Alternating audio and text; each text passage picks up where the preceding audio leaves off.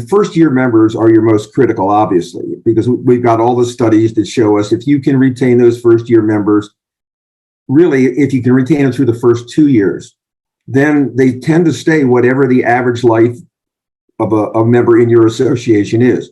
So if your average member stays 5 years or 10 years, if you can get them those 2 years, your chances of keeping him at least that long are really good. That's statistically what we found in the past. So you really have to concentrate on those first 2 years. And it's a continuum. It's not just onboarding them, renewing them, and then forgetting about them because now you got them for a second year. Because it's just, and we'll talk about that a little bit later on.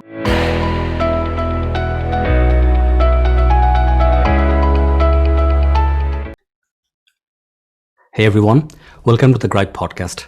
In this podcast, you learn how to grow member-based organizations. I'm your host Farhad Khan. I am the CEO of Grype Digital. We build membership websites for professional associations. Our app Member Lounge is one of the quickest ways for you to build an engaging member community for your membership. With Member Lounge, you can take your member marketing on autopilot so that member engagement just happens without you having to work too hard for it. You can see a demo of Member Lounge on our website at memberlounge.app. That is Member Lounge, all one word, .app. This is a live recording of our podcast episode. If you are joining us live today, welcome. We got some amazing questions from the audience already, but if you have any more questions, please submit them on chat. Today, we are excited to have Mark Levin with us. Mark is the president of B.A.I. Incorporated. Mark has been working with associations for over 20 years, and he has written 5 books on member development. Mark, thank you so much for joining us today.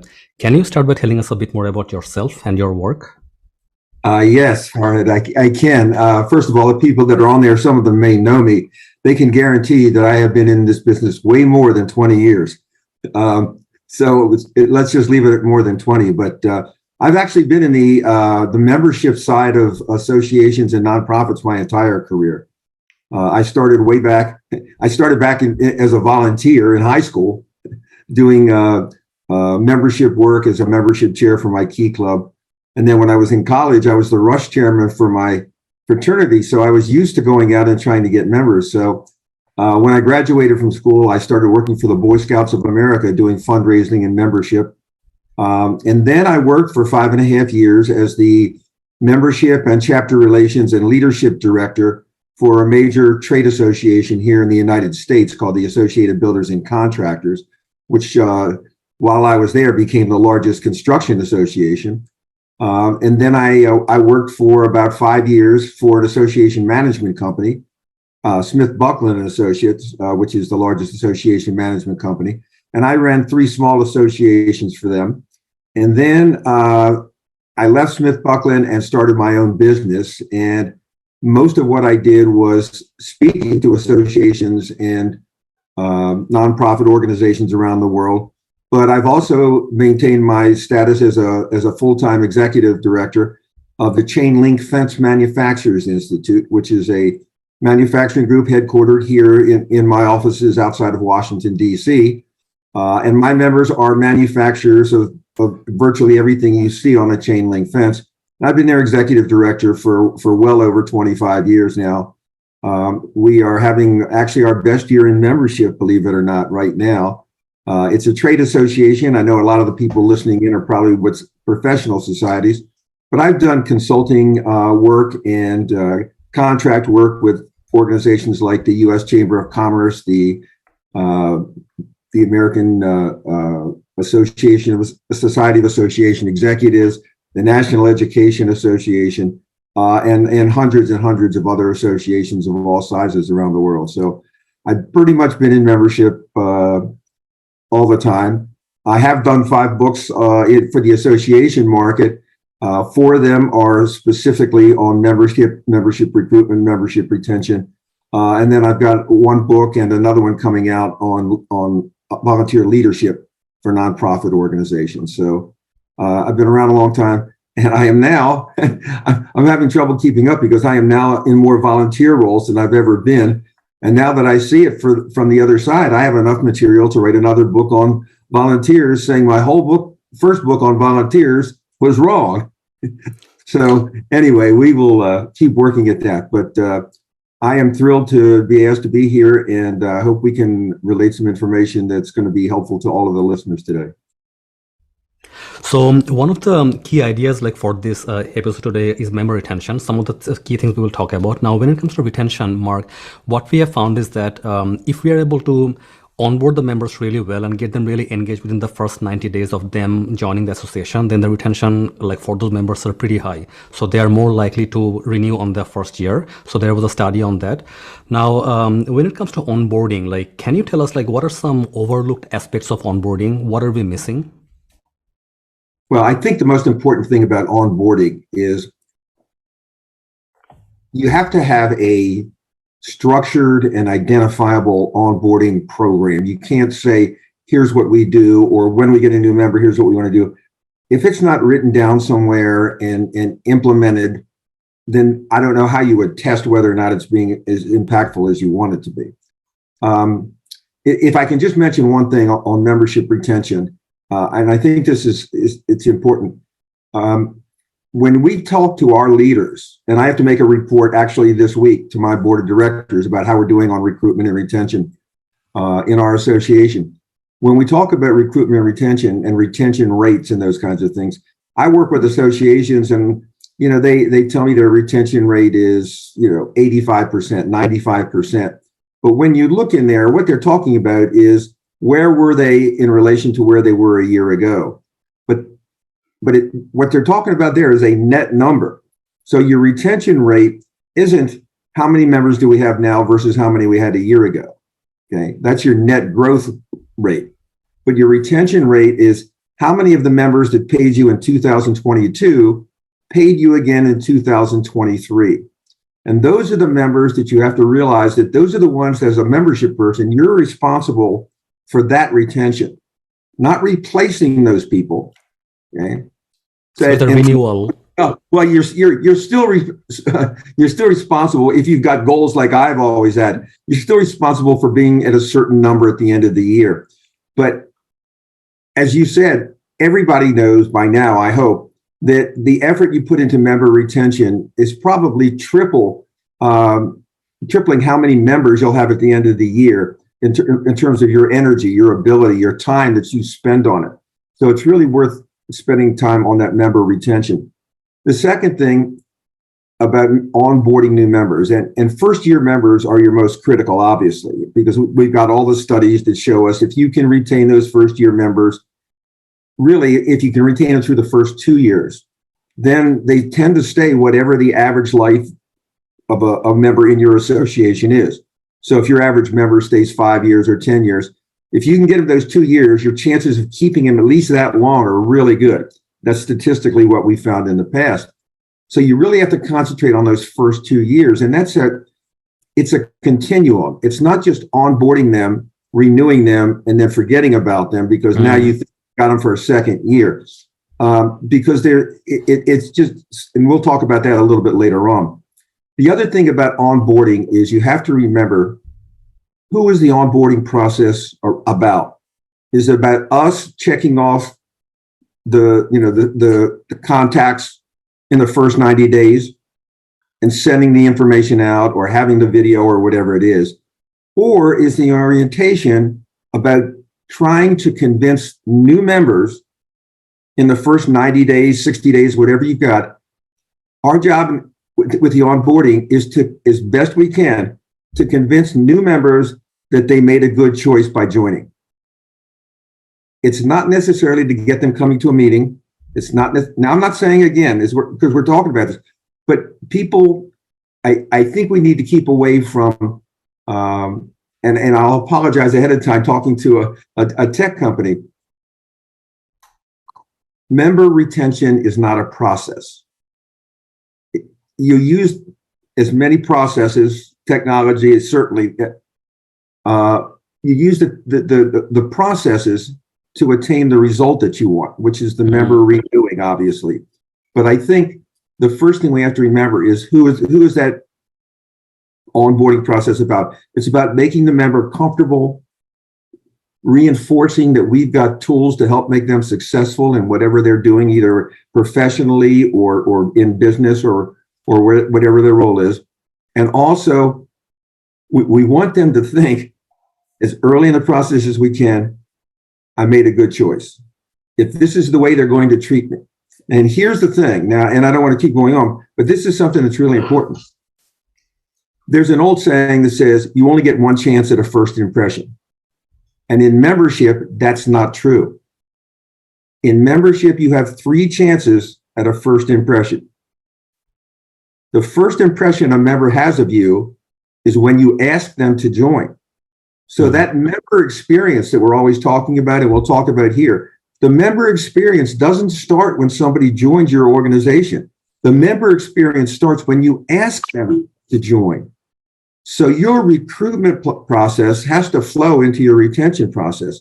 You have to have some philosophy or culture in your organization that you want to, carry out through that process.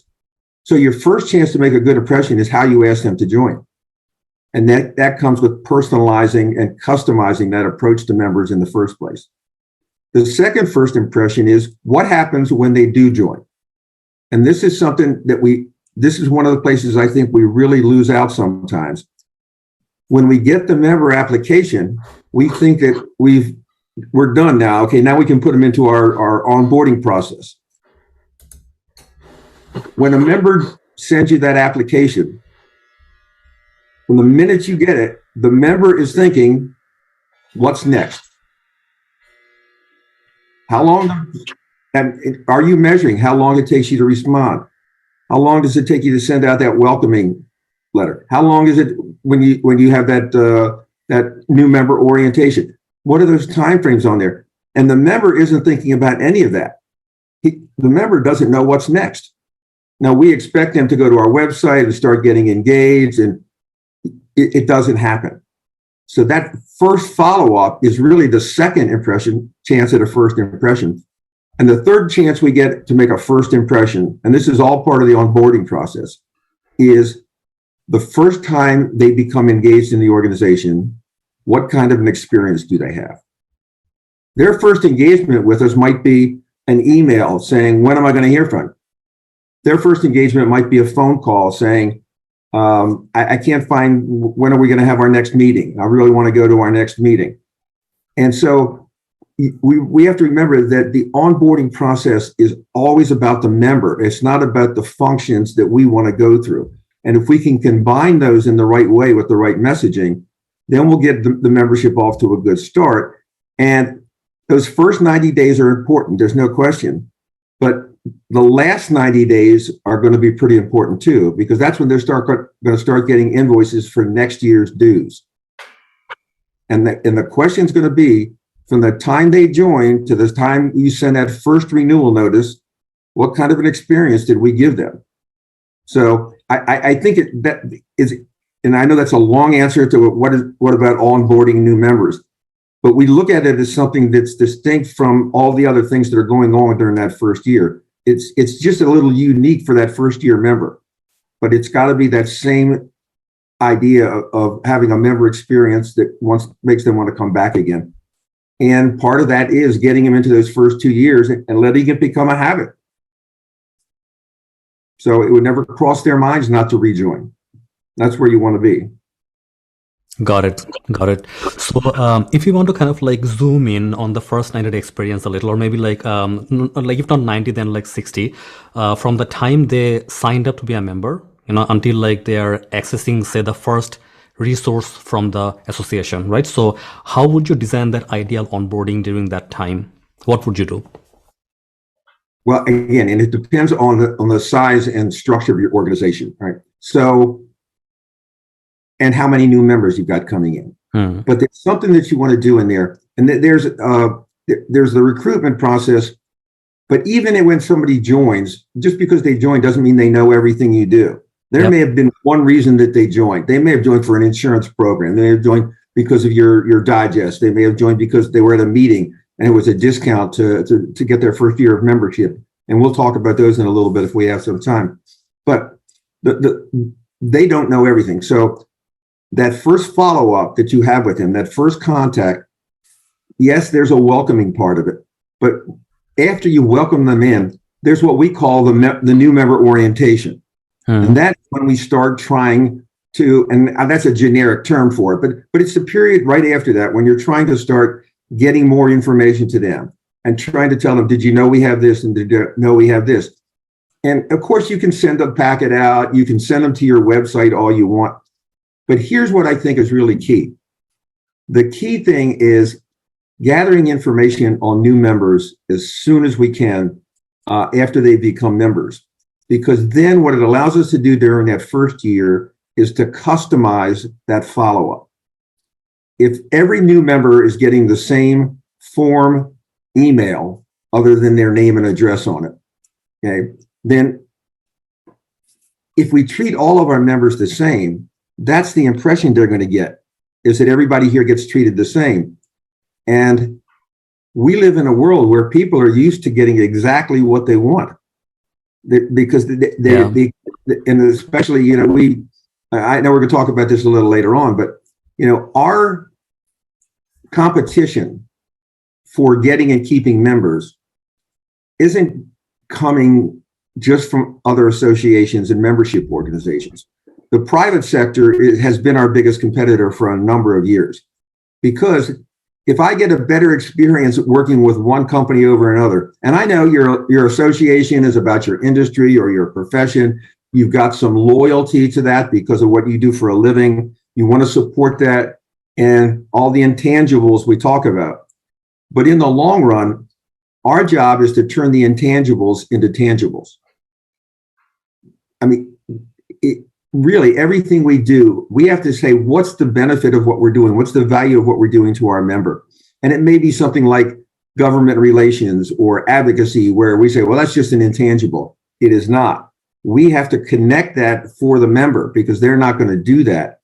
And so what we do, and again, we're a smaller group. We don't have 1,000 new members a month or anything like that. But when we get a group of new members together, we do either individual, and we're small enough that we can do that, but more likely we do group orientations. And I think most of the people listening on there have something like that they're doing. Now, it's probably being done virtually now. However, some of us have chapters or whatever you call your affiliates. So some of the larger groups can work through their affiliates to personalize this new member onboarding process too. But here's something that we talk about. And I know this is going to sound crazy, but I sometimes tell people, don't orient new members. Interview them. And there's a difference between an interview and an orientation. An orientation is about the organization. We want to tell you all the great things we're doing. But who's an interview about? An interview is about me. Before we tell you about all the great things you've gotten with your membership in our association, can I ask you just 2 or 3 questions so we know a little bit more about you or your company, your career goals, whatever they are? And they've got to be short and simple. And you can ask things like, what's the, do you have what you would describe as a career goal? How long has your company been working in this particular market? Just a couple things to give you something that you can work off of. Because if you start with, now that you're a member, here's what all the things we want you to do. We want you to come to a meeting. We want you to enroll in our insurance program. We want you to do this. That's not why they joined. We have to reinforce during that first period, the part you're talking about, that onboarding, we have to reinforce, not let me tell you so you know us, but we have to start off with, we know who you are, we know what you do, and we want to help you do that better. And here's how we can do that. So what we did, we had, just at this last one, for example, I'm just using my association as an example. We had, I think, five new members. Now, again, these are businesses. These are pretty large companies. But we could ask the representatives that we had on there 2 or 3 basic questions about their company. Then we went through, and as I was going through the orientation and talking to them about some of our technical work that we do, some of the other things that our association does, I could say right then, while they were still on with me, saying, this is what we were talking about before when you mentioned this from your company, Bill. You remember that? And even though it was a Zoom meeting just like this one was, I'm talking to him now, not to a member, not to a potential dropout or anything like that. And here's what the key is. You take notes while you're doing these little interviews. Just one little 2-word things. And then this is the part that's really critical. And that's why I say the first time they participated in this organization now is the orientation. So what are you going to get after it? You can say, thanks for coming. Hope you enjoyed it. If you have any questions, call me. No, we sent them an email afterwards saying, thanks for participating in the program today. While we were talking, you mentioned, and I use their exact words back to them. You mentioned your company's really concerned about the labor shortages. I just wanted to remind you, we've got a program on that. Here it is. And something as simple as that reinforces to the new member, they listen to me. They're trying to help. I'm going to give them a chance because this looks like it was a good thing to do. And I know that sounds hard for somebody that's in a huge organization with thousands of members, but there are ways, even with using your databases and your technologies, that you can do something like that. But it's starting off that member experience by reinforcing that this whole thing is about you and not about us. And I think that is so critical because once you lose them, it's really hard to get them back again. Mark, I think you touched on some very important points here. So I'll just go back and deconstruct this for our audience. So number one thing I think is very important is knowing why the member joined the association. So that can be done fairly easily, maybe in the application form or in the sign up form at the beginning when they're signing up. So just one field, what are 1 or 2 things you're trying to get from the membership? So from a technology point of view, if we implemented that, then it's very easy to collect why the member is joining. So then it will be on your database. So you will know why the member has joined the association. And then the second thing I think is that the welcome email is not the same as the orientation email or the orientation in general. So when they sign up, when they make the payment, they sign up, there is a welcome email, but there has to be another orientation email that kind of outlines what services you have or what is there for the member to access. So these two are different. I know many associations who kind of combine this. So this is not right. So I hear that from you, Mark. And then I guess another thing you mentioned is that group onboarding works really well in general. And something that came to me is that when we are doing a group onboarding, we have to kind of make sure that we are giving individual attention to each person who is in the onboarding session, right? So maybe having a list of the members and then why each person joined and then reinforcing those points during the session. Now, what I realized is that you mentioned, Mark, that maybe large associations will actually have many members signing up every month, but but in general, every month it will not be that many. Every month, if it is 5, 10 or 15 every month, I think even that is great. That is healthy growth. But if we held group onboarding session every month, then every month you're speaking to only 15 people, max maybe another 10 that missed the previous session. So I don't see a group onboarding session, if held every month, going anywhere beyond 20 or 25 attendees, right? And if we have only that many people, then paying individual attention to each member is actually possible, right? It is. And just a quick thing, and without getting nitpicky, asking somebody, why did you join, is probably not going to give you any more information about them than you've already got. So you just have to word it differently. So you have to say, right, if you could identify the biggest, and we do this with our new members, if you could identify the biggest challenge you have to making 2023 a profitable year, what would that be? Everybody can answer that question. It's hard for a new member to say, why did I join? Well, Bill asked me to join, or I went to a meeting and I liked it, or it seemed like everybody else was joining. So you want to get something that, again, it makes them tell you something that you don't know about them. And then that's the thing that you follow up on, because that means it gives you the opportunity. Because if you said, tell me why you joined, you're going to get the same answer from 8 or 10 people. You follow up on that and it looks like another form letter. But if you're specific, then you can go back and you say, you mentioned, or you said, or I think you mentioned some concern about this. Then they want to know you're listening to them. And that, seriously, that one thing this is a group that at least tried. They listened to me. You don't know how much of an impact that could have 9 months from now when I got a renewal notice sitting in front of me. Right, So, right. Yeah. Okay. So in that case, how many emails would you send like after someone signs up, and then like say you hold the group onboarding session, and then people keep missing the onboarding sessions, they are not showing up at the onboarding sessions, right? So would you send them multiple emails to invite them, and then keep track of like if the people who did not join before, keep inviting them to the next onboarding sessions? yeah, I would do that. And I just kind of generically, you have to keep track of everything. You really do, because there's a difference between being engaged and being involved. And we want our members to get involved by coming to meetings or serving on committees and things like that. But until somebody becomes engaged, they're not going to become involved. Yeah. So you have to track when they call your office, that's an engagement. When they initiate a contact with you, responding to one of your surveys, you know, that's fine. But they're responding. But you know, if you track member engagement and you identify what that is, each organization has to define what that is. When you track engagement, it does two things for you. First of all, it starts to give you a pattern of where that person's interests are. You can see that this person came to this education program and bought this publication. You're learning a little about them.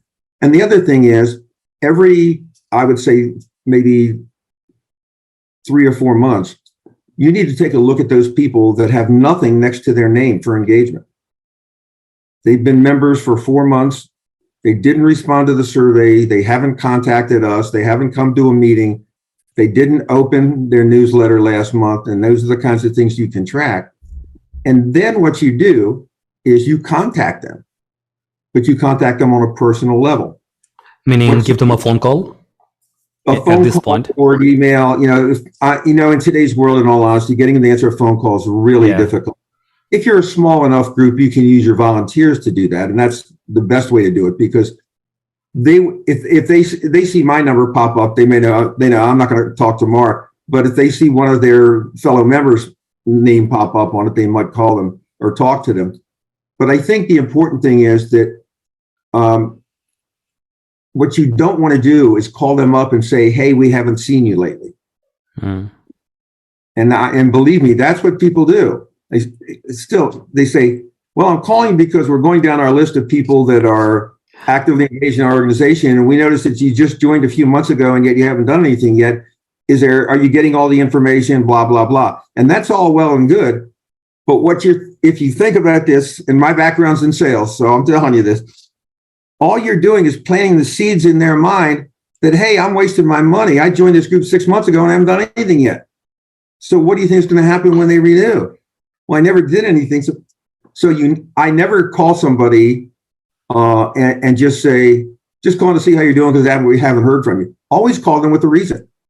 And so I would take, for example, if you've got 40 people you're concerned about, new members that joined for the first time last year and it's been 6 months and we haven't heard from them, I would contact those 40 people, but I would start off by saying something as simple as, we're taking a random sampling of our members and asking them about what's going on with their business in this area. Okay. Would you have 5 minutes to spare if you want to get them on the phone, or get them to send the survey back? Because then, again, you're asking them something about their company or their profession or their career, rather than, we want you to get active so that you don't drop out. And I know I'm sounding like I'm being very defensive. We just live in a different world than when you could pick up the phone and go talk to people, and it's going to be good. So you have to think about, if I can't find either virtually or on a phone, if I can't talk to this person, what terminology, what technique am I going to use in that email that I'm going to send them that's going to get their attention and still get me the information that I want from this person? So you have to put some thought into it. It's not just rambling off another email. Got it. Yeah. I like the idea of asking them about their business and their career overall, as opposed to kind of being pushy and telling them, hey, we haven't seen you in a while. What's going on? We cannot be this direct at all. Yeah. And that's, I know they sound like sales techniques. Well, that's what they are. I mean, even though the way we recruit and retain members has changed dramatically since I started in the business, it's still the same thing. If they don't see any value, they're not going to join. If you don't remind them of where the value is coming from, they're not going to stay.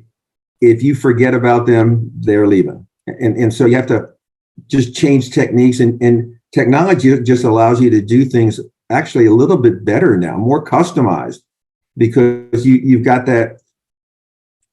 You're not a data manager, you're an experience manager. And you got to use all of the techniques that you've got available. And some of that's going to be the skill you have as a communicator with your communications with your members and with your the timing and all those kinds of things. Some of that's going to be being able to be flexible enough to deal with different generations of members that are in there. Where you're going to have a younger generation that, they want everything electronically. And I've seen surveys that says, younger members don't want to get bombarded with everything. That's not what we hear. Yeah. They want you to send them everything, but if you send it in a format they're comfortable with, they can pick and choose what they want in there. So don't assume that because they're a younger member, they don't want to get every message that goes out. The other thing that a lot of groups are doing is they're giving people choices as to what communications they get. They say, and they'll start off by saying, we only want to send what is, important to you. And the people that typically use that are the people that have been around for a while. Newer members, why would they want to take a chance on missing something for that first year or two? So don't make the assumption that we're bothering people too many times. It's not how many times you contact somebody anymore. It's the quality of that contact. It's whether it's something in there that they say, well, I can see their point, but I'm not interested. That's fine. But if it's, why are they sending this to me? That's different. And so I think we have to just be more cognizant of the tools that are available to them and use them more smartly. And with newer members, especially. Right. That's another thing, by the way, the new member orientation can tell you too. Exactly. And speaking of the different channels of communication with the members, so say if we can get them on the phone, then having a phone discussion is relatively easy. We ask some open-ended questions and we get a dialogue going. But if we can get them on the phone, I think then it becomes a bit more challenging. Then would you send them emails? So I think some things that I have seen work with some of the member organizations that I'm part of is they send one-line emails, right? They send a very short, catchy email subject line, and then there's only one line in the email itself, and then it looks like it's a customized email only for me. They're sending it out in masses, but it looks like a personalized email only for me, and I feel like replying to it. Right. So I found those emails work pretty well. And then I think nowadays people are doing a lot of SMS marketing as well. So this group that I'm part of, I was not supposed to go to one of the conferences, and they actually sent me an SMS. They saw that I didn't sign up in the last 15 days before leading up to the event, and they sent me an SMS. Right. And then I actually replied to the SMS, and then they called me after that. So we have these channels. So we have email, we have SMS, and then also if you are part of any social media network. So for example, if you actively add your members to your LinkedIn or in some other group, some other social media, then maybe that becomes another channel for you to reach out. Yeah, I think that, social media is, it's both a blessing and a curse on associations. The fact of the matter is, one of the things I think we have to admit is, or I at least I feel, social media is one of the reasons that a lot of, especially professional organizations, individual member groups, are having trouble attracting and keeping members. Yep. It's because they feel like they're going into a big group where they're not going to get the personal attention and feedback, so they can start a Facebook group, something as simple as that. That's just for the area of the profession that interests them, and they're with all the input that they want. They don't need 10,000 people, on a LinkedIn page, and doing those things. But the other side of it, I think, is something that's very interesting that you just offered.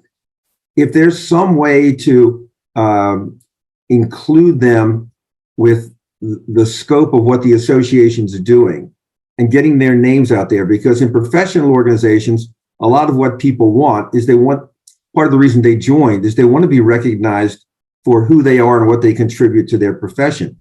And we, as associations, that's one of the greatest opportunities we have to show the value of what we do, is that because of social media, we can get the work you're doing out there, the information that you're providing, the discussions that you want to have with other people in there, to the social media of our organization. And you're talking to like people. So there's some commonality there and a little bit of safety. Again, the downside is, why would I join the organization if that's the only part of it I want? I'll just start my own group. So it's what you said at the beginning, Frank. It's using the technologies the right way and integrating them the right way that can make all the difference in the world. It's not a question of just saying we do this, and this on social media, and we have all these great backup systems, and we've got the best. I was going to say member service, program in the world, but you've got to use those things in the right format, and it's still got to come out as we're all about you, meaning the member, and that's the hard part. Is just that customizing and personalizing, but the technology makes it a lot easier than it used to be. Absolutely. And I guess also when we are getting a member in a group onboarding call, or maybe on a phone call, or maybe in an email, we have to make sure that we're making the connection between what challenge the member has and what tools do we have at our disposal at the association that can actually solve their problem or can actually help them with their challenge. So making that connection.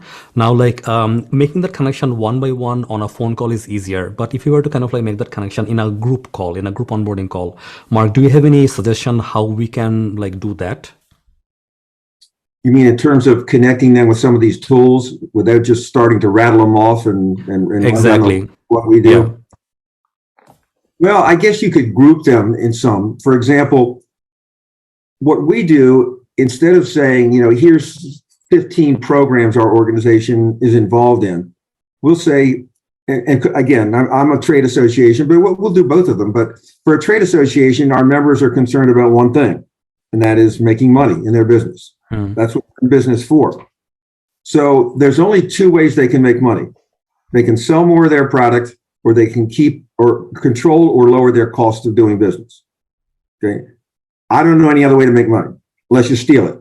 And that's not legal in the United States. I'm not in Canada. I don't know about Canada, but in the US, you can't steal it.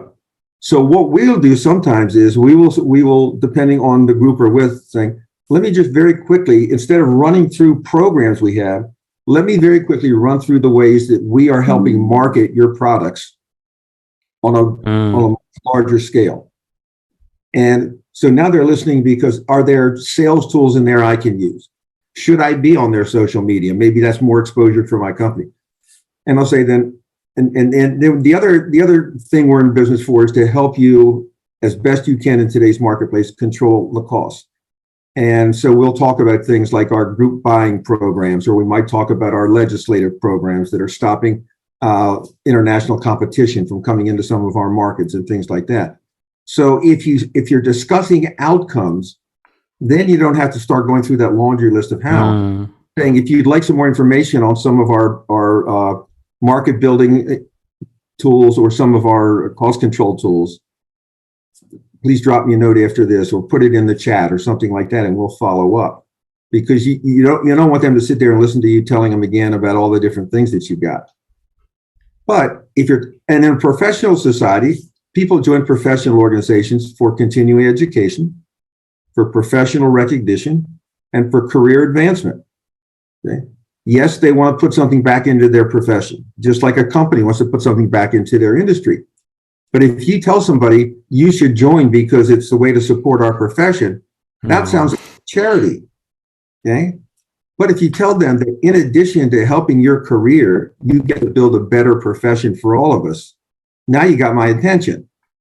So you start off with those things. Like we've got a whole range of programs here. For example, we know that you're required to have a certain amount of continuing medical education. We've got a number of things that work there so that you can meet your educational needs in large part through our meetings and education programs. Secondly, we know that you're concerned about getting recognition for the work you're doing. we have a long list of things through our membership recognition program, our ability for you to get published in our field. And so again, even with a group, you can talk in terms of outcomes, even though it's not as specific, and let them try to show you where their interest is. Now, again, obviously you do this in your literature, but certainly when you got a group there, and it depends. If it's a big group, it's hard to, how much time is it going to take you to go around and say, everybody tell me now, what do you want to do here? I mean, that would be your whole orientation. But you're actually putting yourself in, they're going to ask you, tell me some more about that. And that's exactly what you want them to do. Because now you're answering a question instead of telling them that here's something else that you should be getting from us. So it sounds like I'm sneaky, but I'm not. I'm trying to be realistic and sincere about coming at it from finding out where their pain is and seeing if we can help it. And we don't do enough of that, I don't think.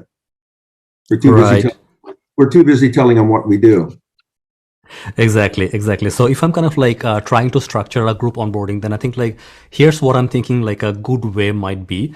If we prepare a list of like outcomes that our members are looking for from this session. So I have a list of say 10, and then I pick the top 4 or 5 that are common to most members. Then I start the session by maybe iterating this, that, you know what, like we got this, we actually got like this input from our members, and like we're finding that like these 3 or 4 reasons are some of the top reasons why you joined the association, and this is what you're looking to get, and this is how we actually solve them. So say we start the onboarding session by hitting like on this like the 3 or 4 like topics at the beginning. So we start off with those, then that may actually help the broader community overall. Whoever is there, it'll help everyone. And then like we go down the list with the remaining items one by one, and then like have a dialogue with the members. Yeah, I mean, and again, depending on how many people you've got, if you've got that pre-research that you've done, a random sampling of your members saying, you know, rank these in order in terms of how concerned you are about them and our profession during the next year. That's a great starting point for these new members, because they want to know if the people that they have just joined, are they people like me? And they're going to see everything that they realize or they see every day at work, they're going to see in the survey bureau. You can even go around quickly. I'll tell you what, I'm gonna put these up on the screen. Would you give me just your top 3 and just put them in the chat for us? So then you don't have to hear people talking. You've got that list there.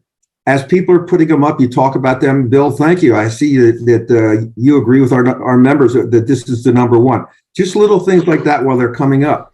But now you have captured in the chat the information you need to follow up with each one of them individually after that group chat orientation. You see what I'm doing? Yes. It even saved you taking the notes when you do it that way. So I think that would be a great way to start off a group orientation. It'll take you 5 minutes to do it. And if you had 15 people, you've now captured 15 people telling you their 3 biggest concerns about the profession over the next 12 months. And you've got your letter written for you to follow up. And then all you're doing is linking the key links in your, here are the 3 things that you mentioned when we talk. We have something on this, and that's a link to that page on your website. They don't even have to call you up and say, tell me more about this. And now you're letting them get answers to their own concerns, but they're the ones they told you they've got, but they didn't know they told you. They just told you what they thought on that survey. And so I don't know. Now I'm going to write this down when we're done, by the way. This is better than what I'm doing. My next orientation, that's the way I'm going to do it. That's great. I like that. See, this is great. We can be creative right here together. There you go. That's why we do this. Because, I figured it's only 5 of them, but, the other 4 maybe not interested in some of the things we're talking about, but they all want to know how to solve these problems in our industry, and we can help them do that. We don't have to beat them over the head with anything. That's great. Right. So this is what we call the right use of technology, right? So you can just ramble on Zoom, or you can do this. Right. Yes. Okay. Right. Wonderful. Mark, so I'm going to switch to some of our audience questions at this point. So Rebecca Burns is asking, are there any special considerations when the members are organizations and not individuals? Yeah, and I've mentioned some of those when they're institutions, or if they are businesses, trade associations, or it could be government entities. There's a couple things that you want to do. And this is the most important one, probably. When you get a membership, if you have a membership organization where it's an organization rather than an individual, you're dealing with whoever that organization has assigned to be the representative to your association. What if that person leaves? Yep. You have to go in now and you have to sell the membership all over again. Excuse me. You have to sell that membership. You may have to sell that membership all over again because you don't know how much of that information gets down there. What we try to do is something this is a technique that we use in our association because it's a trade group. We want to have what we call 3 deep representation in every organization. We want to have at least 3 people in every one of our member companies who knows who we are and who loves us. Right. So you don't want to bypass the representative, but you want to get them early on. This is part of it, maybe for new members. This is when you get part of the onboarding process is saying, we have a lot of things that go out that would relate to your marketing people, to your production people, to your legal people. Who else would you like on our mailing list that might want to get those? And sometimes they'll say, no, I want you to send everything to me and I'll get it out to the other people. But most of the time, they're very comfortable with that as long as they're getting a copy of everything that's going on. So then when your company rep, who may be a sales manager, leaves the company, and the next person comes in and says, in my case, I got a bill here for $7,500 for membership for an organization. And this was the guy before me that decided to join it. But maybe somebody else in the company says, oh, no. We get their statistical reports every month. Yeah, we want to stay in this one. So that's what I'm trying to do with organizations, is have more than one person in there that knows who we are and what's going on. And we encourage our members to do that. Now, this is where Zoom and technology is great, because a lot of us have started doing programs and education that we used to do at our meetings. When during COVID, we didn't do it. But we've now gotten used to getting our members on webinars, and people think people are webinared out, but it depends on the topic. Yeah. But you start saying, why don't you bring your entire marketing team to this program? It's not going to cost them anything. They're all sitting in the same room. They can share the information. But now there's another person in that marketing department besides the director who knows who you are, has been to one of your sessions, and starts saying, hey, this group looks like they know what they're doing. We ought to work with them. So anything you can do in organizations to get below that one representative on your list, that's really the key to keeping somebody like that. And obviously, if you can get groups of them, to your meetings or something like that. But webinars give us a great chance to do that today. Right. The next question is from Joshua Katchen. So Joshua is asking, how do you answer the inflation recession question? So I guess what he's trying to ask is that we are all facing the inflation right now, and then costs are going up for everything, and as a result, some associations are kind of forced to increase their prices. So how do you present that to members, or how do you deal with the inflation overall? It's difficult because everybody knows what's going on. So there's a couple ways you can do it. First of all, if you go the route of, as you know, prices are going up and we need to pass our prices on, your members that have been around for a long time, they're not going to care. The people that are in that 1 to 2 year range, they're going to start looking right away saying, wait a minute, this isn't what I bargained for. Here's the key to me. Anytime you raise, if it's a meeting registration, that's one thing. But if you're talking about the dues, the actual investment each year for your member, if it's possible, never raise them because you haven't raised them in 20 years. Yeah. Don't use that as the reason. They're going to wonder, well, what are you doing this year that's different than the last 20 years? Why don't you just start with that? Why don't you just say, we've got 3 or 4 new initiatives that we're going to be undergoing this year because of our strategic plan. This is one we've been delaying kicking off. The board wants to really move ahead with it. We think it's going to be great for us. So we're sharing the cost across everybody. You'll see a slight increase when the dues come out.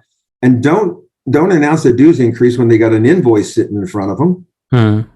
Send a letter from the president or whatever communications you use prior to it, just say, when you get your renewal notices this year, you may see a slight increase in there. Let me explain to you what that's going to be.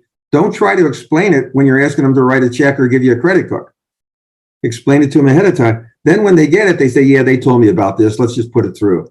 So that's the key thing, I think, with that is because everybody else is going through it. I mean, a lot of people understand that, but not everybody. So I would try to find, what are we going to do differently next year or better or whatever way we want to do it with the new money we're going to get versus not raising the dues. So that's a whole other program. Is how do you fill the dues increase? Exactly. So I guess like we have to like find more value-added services, or maybe like do some things better or provide something of added value when you're actually increasing the dues or the fees overall. And also we should be communicating that like early on. Say we see this rule of thumb like of like 90 days. So if you're renewing in like 3 months from now, announce now. So 90 days like before the renewal date that like, hey, we're going to like do this update. And by the way, like sometimes what happens is that like whenever someone is trying to approve this like payment, so say if the membership payment is coming from the organization, so an individual member but the company pays for it, right? So Right. then that person has to actually go through an approval process as well. So if it is like late, if it is like Absolutely. at the last minute, then he may not get the approval. 90 days is like a good rule of thumb if you can do it like that early. Yeah, and I've seen some people say if you join in the next 60 days, if you renew for next year in the next 60 days, we can renew you at this year's price. Oh, I mean, not yeah. well, that's a financial decision. You have to really look at that why you're doing the dues increase. But what that might do is get some of the people to renew earlier. And I mean, there are probably people that were going to renew anyway. But and so you have the money a little bit early. There's pluses and minuses to doing things like that. But yeah, it boils back down to, and then here's a chance to say, last year when we got this program, we realized that we could go to a much higher level on this, and so we're putting that into next year's budget, whatever it is. But just make it positive and keep going. Right. Okay. So next question is from Christian Bullock. So Christian is asking, I often deal with people in two mindsets. So some members who clearly understand that like we need additional like money, additional funds to kind of like keep improving our programs, and they are okay with that. But there's another group like who always pushes back. So how do you deal with these two groups? Well, I think it boils down to outcomes. I mean, I think we all have members like that they're gonna want to push back against any kind of changes of any kind, but certainly in terms of finances or dues or things like that too. You have to really be very, very specific, I think, in a case like that about what the increased dues is going to bring back to the member in doing those things. Again, those decisions, when you're in a situation like that, what they're probably concerned about is how the decision was made as much as the decision itself. So these may be people that aren't involved in the leadership, or they may be former leaders that aren't involved anymore, and they're kind of ticked off that they don't know what's going on. So I think it's a question of some transparency to some extent. If they find out about it with an after the fact announcement, we decided that we're going to raise dues this year, that's a little bit harder. If going into, if you know that that's something that's likely to happen or could happen, there's nothing wrong with saying one of the things that's on the board is finding some additional funding for the programs we want to put into effect next year. And you've told them that we're going to be talking about everything from a dues increase to outside funding. And then at least you set the stage a little bit more, make it a little bit easier. So there's no easy way. You're going to have some people that are just going to want to fight. If you know who those people are, then during the course of the year, maybe there's a chance to say, this is where some of that new money has been going. I hope you feel like it's been worthwhile or something like that. But you can't exception process. I mean, you have to work with what's best for the organization. The best thing to do when you've got people that are concerned about things like a dues increase is make sure there's one or two people on the staff or in the leadership that you guide them to, rather than making it up. Other people on your staff calling in saying, why are we raising dues? And the person who answered the phone has no idea why they raised dues, and they're going to come out with something like, well, we haven't raised dues for 10 years. And so just, keep the conversation among the people that were involved with the decision. And that's a little bit easier for you to control the dynamic of it, I think. That's great. And I guess like in general, it may be in the membership as well. Like some members will understand that the price increase is inevitable because like inflation and then the services are improving overall. But there will be like this small group who will want to actually push back. So we recently did a workshop with like one of the top gurus in pricing for a for-profit organization, right? And one idea that came up like for that is that if there are people who are really resistant to a price increase, right? So then maybe do the price increase, but find the handful of people who are really pushing back and grandfather them with the old price for another year, right? So give them the same price maybe for another year and give them a 1 year heads up that, yes, you're getting this for 1 year, but the year after the prices will go up. So this is another tactic that some people use. Well, and that's one of the other things also is that, and I know we got a short amount of time left. Yeah. Be careful about offering reduced dues incentives for first year members. Yeah. If you want to see your first year drop rate go up, give them a discount the first year. What we did, now again, it's a trade association. We had in order to attract new members, we did give them a discount for dues, but we gave it in the second year. So you joined the first year for full dues and you got your discount in the second year. So when we billed them for the second year, they thought it was cheaper than the first year. It wasn't. It was 18 months dues for 18 months membership, but we just got our money up front. So there's different ways of doing that too. So just be careful. If you've given somebody an incentive to join, whether it's a discount or free something, just remember 12 months from now, you're not going to give it to them again. Yeah. So this has got to be included in your communication during the course of the year. And we're upfront with them. We're glad you took advantage of our discounted first year renewal or dues. We hope next year when you renew that you'll see there's a great value at any dollar or something like that. But don't be surprised when those people that came in for half price the first year don't come back again. They leave. Yeah. Got it already. So Mark, you and I can do this forever, I guess, but time's running out. So what would be your key takeaway for the audience today? Oh, I think the key takeaway is personalize and customize the messaging as best you can. Focus on outcomes at every level for when they're coming in and when they're doing those kinds of things. And you just have to keep track of as much information as you can about your members, so you're customizing. It's an experience. It's a continuum. It's not this letter, that letter, joining, dues increase, or anything like that. If people have some questions that we can't answer here and they want to send them to me, I'll do the best I can with them. I'll be happy to do that.